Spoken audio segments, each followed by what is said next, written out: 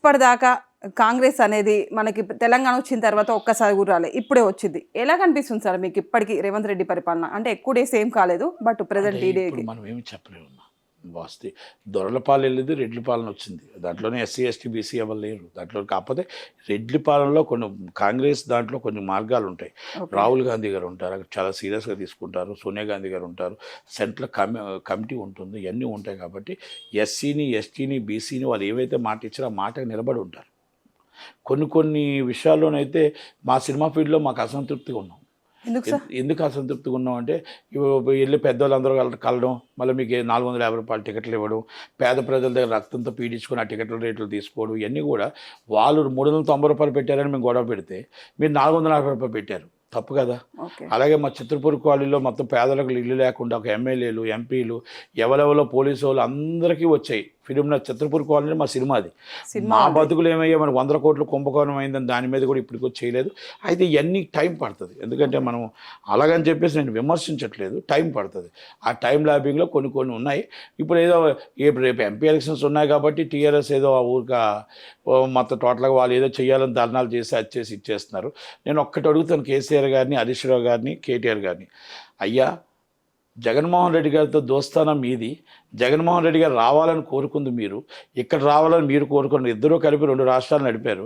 2 రాష్ట్రాలు 5 సంవత్సరాల్లో మీరు సెక్రటరీ మీరు తాళాలు ఆయన తాళాలు మీకు ఇచ్చారు, మీరు తాళాలు ఆయనకి ఇచ్చారు. అన్నింటిలో మొత్తం ఉన్నారు. గోదావరి జలాలు ఆంధ్రప్రదేశ్కి కూడా మీరు ఇస్తానన్నారు. గోదావరి జలాలు మిగులు నీళ్ళు కావాలంటే మీకు ఇస్తాన్నారు. పోతురెడ్డిపాడు కావాలంటే మీరు ఇంటిగ్రేటర్ కావాలంటే మీరు అన్నీ చేసుకుంటానన్నారు. ఇద్దరు కూడా అన్నీ మార్చుకున్నారు, బదలాయింపులు చేసుకున్నారు. ఈరోజు మీకు ఇంటిగ్రేటర్ పోతురెడ్డిపాడు మీకు అన్నీ కూడా మీకు వచ్చేటప్పుడు ఎలక్షన్స్ అయిపోయి దగ్గరకు వచ్చి రేపు ఎలక్షన్ అనగా వాళ్ళు రాత్రి వాళ్ళ పోలీసులు రావడం, మీ పోలీసులు వెళ్ళడం, ఇదంతా డ్రామా కాదా? ఒక ఉద్యమాన్ని లేపటానికి మీ ఓట్లు దండుకోవడానికి మీరు చేసింది కాదా? ఈ 5 సంవత్సరాలు మీరు ఏమైనా వీటి కోసం కూర్చోవడం కానీ, కేఆర్ఎంబీ కానీ, ఇంకోటి కానీ మీరు ఎక్కడ దానికోసం ప్రయత్నం చేశారు?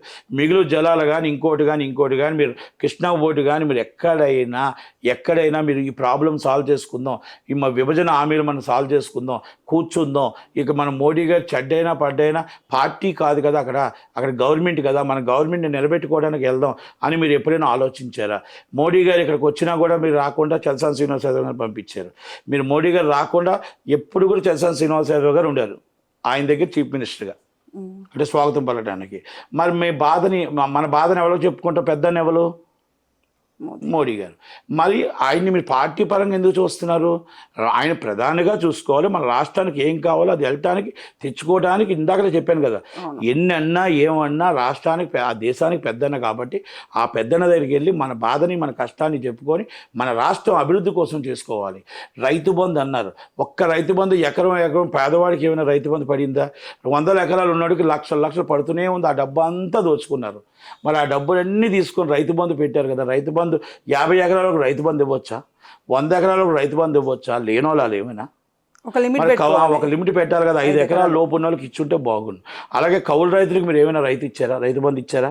ఇవ్వలేదు. మరి కష్టపడింది, బాధపడింది, కౌలు రైతులు నష్టపోయింది వాళ్ళు కదా. మరి ఇవన్నీ కూడా కేసీఆర్ గారు మీకు తెలియవా? అపర మేధావి కదా, అపర చాణక్యుడు కదా మీరు. మీ అబ్బాయి కేటీఆర్ గారికి తెలియదు అనుకోండి, హరీష్ రావు గారికి బాగా మేధావు కదా, ఆయనకి తెలుసు కదా. మీకు ఇవన్నీ మీరు తప్పు చేస్తున్నారని మీకు తెలియదా? ఆ తప్పులు జరిగాయనే కదా మిమ్మల్ని ఇంట్లో కూర్చోబెట్టి బాబు కాంగ్రెస్ పార్టీకి మేము ఇస్తాం, కాంగ్రెస్ పార్టీకి తెలంగాణ ఇచ్చిందని చెప్పారు. ఈరోజు రేవంత్ రెడ్డి గారికి ఇచ్చిన తర్వాత మీరు వచ్చి ఆయన అన్నారు ఈయన అన్నారు అంటారు. మీరెన్ని తిట్లు తిట్టారండి? మీరు కూడా మరి అదే పోస్ట్లో ఉంటప్పుడు సన్నాసి ఇష్టం వచ్చిన తిట్లు తిట్టారు కదా. ఆ రోజు వాళ్ళు రాత్రంతా మీరు అసెంబ్లీలో పడుకోలేదే, వాళ్ళు రాత్రంతా ఇంకొకటి ఎక్కడో గొడవలు పెట్టలేదే. మీరు ఆల్రెడీ ఆటో వాళ్ళ కోసం అంటున్నారు. ఆ మహిళలు అక్క చెల్లెళ్ళు బస్సు ఫ్రీ ఇచ్చారు, ఆ బస్సు ఫ్రీగా వెళ్తున్నారు. కానీ ఆటో వాళ్ళకి ఎందుకు నష్టం వస్తుంది? ఆటో వాళ్ళు అందరూ అక్క చెల్లెలు అందరూ ఆటోలకు వెళ్ళరండి. మగవాళ్ళు ఉంటారు, పిల్లలు ఉంటారు, స్టూడెంట్స్ ఉంటారు, అందరూ ఉంటారు.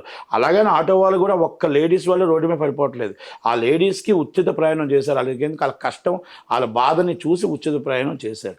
ఇప్పుడు ఇక్కడి నుంచి మనం వరంగల్ దాకా వెళ్తే ఆటో వెళ్తుందా? ఇక్కడి నుంచి మహబూబ్నగర్ దాకా వెళ్తే ఆటో వెళ్తుందా? కరీంనగర్ దాకా వెళ్తే ఆటో వెళ్తుందా? ఇవన్నీ మీరు ఎందుకు ఆలోచించుకోవట్లేదు? ఆటో వాళ్ళకి నష్టాన్ని కూడా భర్తీ చేయాల్సిన బాధ్యత కూడా ఉంటుంది.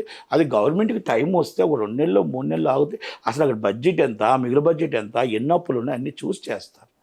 ఈరోజు మీరు పార్లమెంట్ ఎలక్షన్స్ ఉన్నాయని ఆటోలు అందరినీ తీసుకొని ఆటోలో ఎక్కి వచ్చారే.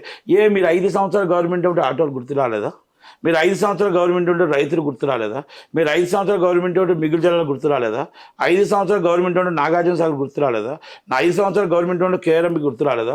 ఇంకా అసలు కేఆర్ఎంబి ఏంటో ఇంకోటి ఏంటో జలయజ్ఞం ఎక్కడుందో ధనయజ్ఞం ఎక్కడుందో ఇంకా గవర్నమెంట్ 2 నెలలు కూడా అవ్వలేదు. వాళ్ళకి ఏం తెలుస్తుంది? అవి 10 సంవత్సరాలు పాలించిన మీరే చేయలేకపోతే 2 నెలలు ఇంకా పసిగుడ్డుని మీరు వచ్చి పేక మీద కూర్చొని చేయండి అంటే ఏమి చేయగలుగుతుంది? ప్రజలు అర్థం చేసుకుంటున్నారు, ప్రజలు ఆలోచిస్తున్నారు, ప్రజలు మాట్లాడగలుగుతున్నారు, ప్రజలు మీ నటన చూడగలుగుతున్నారు, నాటకాలు చూడగలుగుతున్నారు. కనుక నాటకాలు చూసి ఎంపీకి మాత్రం మీకు ఓటేయరు, అది మాత్రం గుర్తుంచుకోండి. ఇవన్నీ మీ నాటకాలని నటనని తెలుసు. 10 సంవత్సరాలు చేయని వాళ్ళు 60 రోజుల్లో వీళ్ళు ఎక్కడ చేయగలుగుతారు? అది ద పాసిబుల్. కృష్ణా లెవర్ ఏంటి ఇంకోటి ఏంటి అంటే తెలుసుకోవడానికే టైం బీయింగ్ అవుతుంది కదా. కరెంటు మీరు అప్పులు పాలు తెచ్చి రోడ్డు మీద పడేస్తే ఆ అప్పులు ఎక్కడ, కరెంట్ ఎక్కడ, ఆ ఐఏఎస్ ఎక్కడున్నారు, ఐపీఎస్లు ఎక్కడున్నారు, ఆ పాత ఎండీలు ఎక్కడున్నారు, వాళ్ళందరినీ పిలిపించాలి. ఈ డబ్బు ఎక్కడ తినేశారు, ఎక్కడ మింగేశారు? తిమింగలం ఒకటే దొరికింది. 1000 కోట్లు ఒక శివబాలకృష్ణ అనే హెచ్ఎండిఏ దొరికితే ఆ హెచ్ఎండిఏకి మంత్రి ఎవరు? ఆ హెచ్ఎండిఏ పైన మంత్రి పక్కన ఇంకా పైన ఎవరు? ఆ పక్క నుంచి ఇంకో మినిస్టర్ ఎవరు? ఆ పక్క నుంచి చీఫ్ సెక్రటరీ ఎవరు? ఈ డబ్బు ఎక్కడెక్కడి నుంచి వెళ్ళింది? ఒక సామాన్య వ్యక్తికే 1000 కోట్లు వస్తే ఆ పైన వాళ్ళకి ఎంత వచ్చింది? ఇంకా ఎంత ఉన్నోళ్ళకి ఎంత వచ్చింది? ఇంకా ఎంత ఉన్నోళ్ళకి ఎంత వచ్చింది? అంటే ఎన్ని లక్షల కోట్లు అక్రమాలు జరిగాయి, ఎన్ని లక్షల కోట్లు అన్యాయం జరిగింది. ఈరోజు సిటీ శివార్లో ఉన్న భూములన్నింటికి ఎంత అక్రమ సంపాదన జరిగింది. ఇవన్నీ కూడా నిగ్గు తేల్చాల్సిన అవసరం ఉంది. ఒక తిమింగలం, చిన్న తిమింగలమే దొరికింది, ఇంకా చాలా తిమింగలాలు ఉన్నాయి. టైం 60 days కూడా అవ్వలేదు. కాబట్టి ఈరోజు గవర్నమెంట్ మీద అంత మనం యాంటీ అనేది మాట్లాడాల్సిన అవసరం లేదు.